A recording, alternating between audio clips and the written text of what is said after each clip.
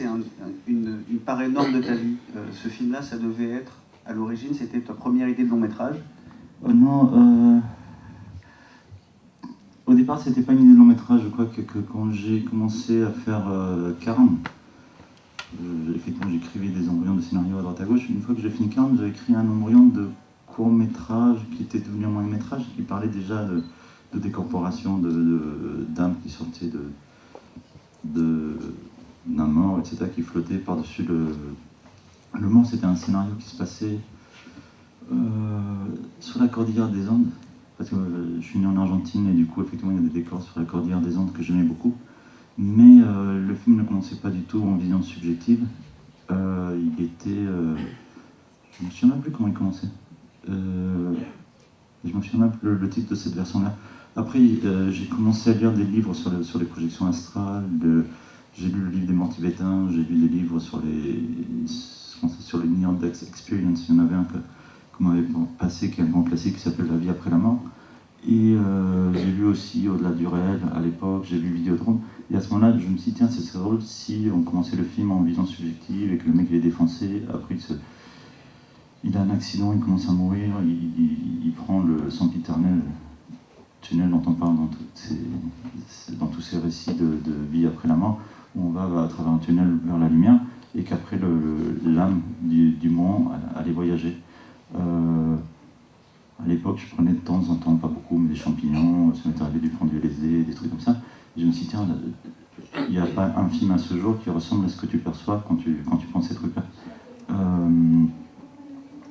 J'ai réécrit différentes versions, et à ce moment-là, effectivement, j'ai commencé plus ou moins à tourner la suite de Carnes, qui au début devait être un autre court-métrage, qui additionné au premier devait devenir un long métrage, et c'est devenu un long métrage de par lui-même. Le scénario qui était devenu entre-temps un long qui s'appelait Le Livre des Morts, je crois qu'à un moment il s'appelait même Le Bar de Todol, était de plus en plus structuré. Le Bar de Todol, c'est le titre original du Livre des Morts tibétains. Était de plus en plus structuré selon la description du voyage après la mort du Livre des Morts tibétains.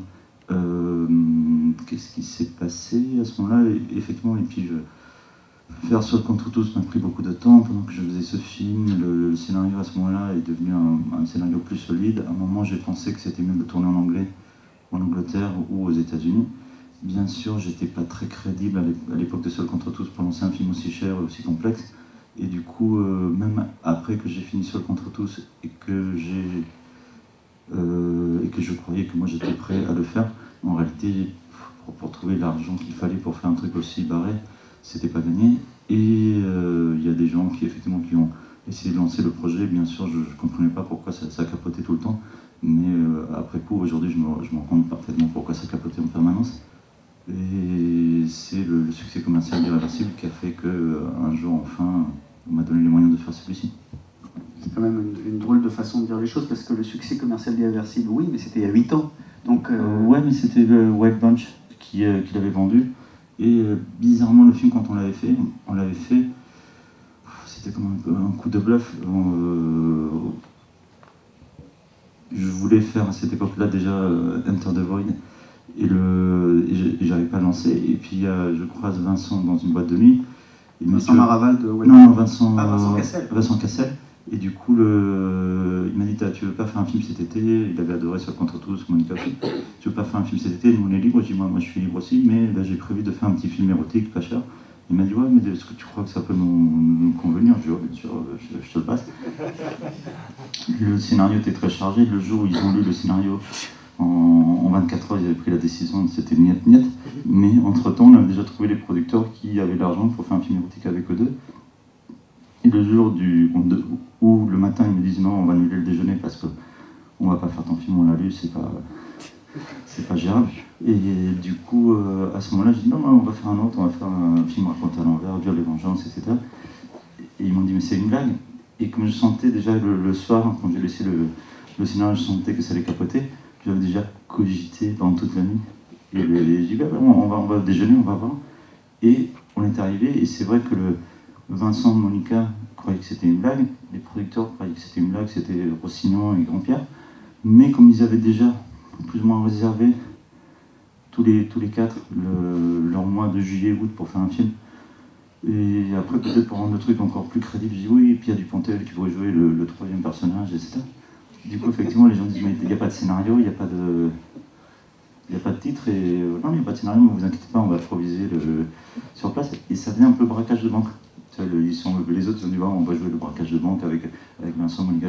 Ils sont allés à Studio Canal. Et à l'époque, Brahim Chiwa, qui aujourd'hui est à la tête de Wild Bunch, était à la tête de Studio Canal. Et entre un peu d'argent de Studio Canal, un peu d'argent des distributeurs et de l'argent de Wild Bunch, qui était censé être à l'époque juste l'agent de vente internationale du film, on a fait un film comme ça improvisé, avec pas beaucoup de moyens, mais on avait ce qu'il fallait, et pas de scénario, il y avait juste 3 pages, mais le film est devenu ce qu'il est devenu, il était en complète accade. Et alors que tout le monde croyait que ça devenait un film culte, juste tu vois, pour un public de film culte, le film il a un retentissement bien plus large que tout ce qu'on pensait chacun d'entre nous. Et puis c'est grâce à ça qu'effectivement Enter the Void était devenu un projet crédible. Et effectivement, mais par contre, à un moment il était passé par les mains de Pathé, c'est Pathé qui devait le faire. Et c'est vrai qu'ils ne t'imposent pas d'avoir des comédiens connus, mais ils disent oui, mais si tu avais des comédiens connus, ou s'il y a des noms connus qui font la musique, ou ceci, que ça, c'est plus facile. Et c'est vrai qu'à un moment, je voyais bien le film que je voulais faire, et je voyais bien le film que je préférais faire pour être sûr de pas se casser la gueule, quoi. Et du coup, finalement, à un moment, c'est Wild Bunch qui a récupéré le projet. Ils m'ont présenté les gens de fidélité. Entre-temps, Pierre Buffin, qui avait la boîte, Buff, et qui a fait tous les effets visuels de 2046, de Fight Club, de plein de chefs-d'œuvre des effets visuels. Il a dit oui, je veux le faire, et aussi je vais le coproduire avec les autres. Et du coup, effectivement, l'association des 3 boîtes de prod a fait qu'on a pu partir au Japon, préparer le film, et lancer ce film sans comédien connu, avec des séquences de cul explicites, même si elles sont rares, et puis des parties pris formelles un peu hors normes. Mais voilà, je pense qu'effectivement l'équipe était vraiment solidaire dans cette volonté de faire un film un peu hors norme. La différence, la grande différence entre Irréversible et Enter the Void, c'est que les stars de Irréversible, c'est le couple Cassel-Bellucci, la star de Enter the Void, c'est Gaspard Noé.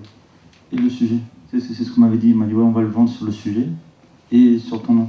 C'est vrai que Paz de la Huerta sera peut-être bientôt bien plus célèbre que moi, je sais pas, on ne peut pas préfigurer de qui.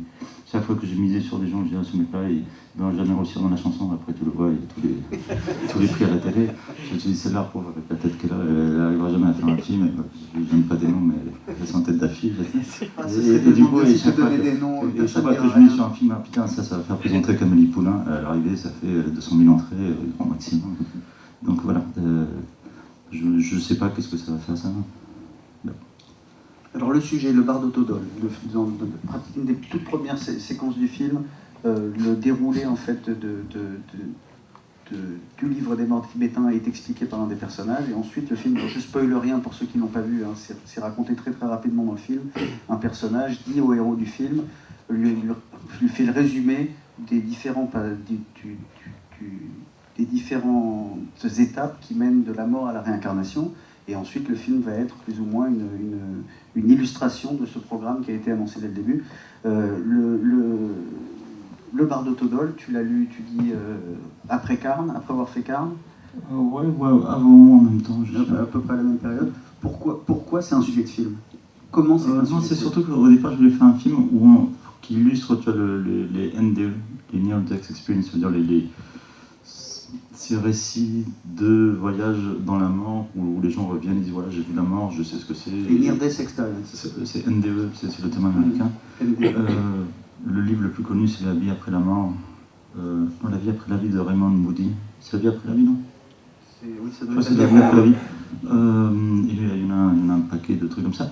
Il y en a un autre qui est plus intéressant qui s'appelle La source noire de Patrice Van Hersel, qui reprend tout ce genre de sujet. Est-ce qu'on peut voir la mort et revenir et raconter aux autres ce que c'est? Et pour la première fois, je voyais quelqu'un qui disait oui, au moment de la mort, on peut aussi faire un bad trip. Il y a des cas de bad trip, mais ça se vend mal. Les gens ils veulent pas acheter des bouquins où on dit voilà, tu peux pas tripper juste avant de crever. Et du coup, effectivement, en général, si tu veux faire un best-seller, t'as à fermer ta gueule. Mais c'est voilà, quand on fait des rêves la nuit, on fait des rêves.